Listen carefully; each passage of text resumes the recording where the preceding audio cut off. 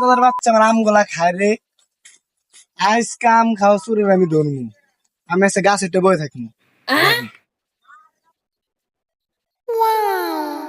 High রে, কত আম খাইলাম রে বাগানে, এই যা বাগানের মতো মিষ্টি আম নাই রে। মালিক যে কই আছে আমি তো কই রাখলাম না। আম আছে খামো সাথে বাড়িতে লয়ে যাবো। কোন হারাম দাদা দেখে আজকা আর আমার কাছে আমগুলা খায়। এই জেনে বইলাম ওই যে কোন হারাম দাদা মনে হয় দেয়া যেতেছে আমগুলা খাওয়ালে গাইতেছে।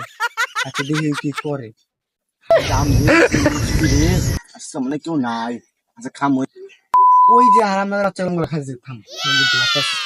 হারাম দাদার ভাই থামলা ধরতাছি আমি। চুপ চুপ করে যাই।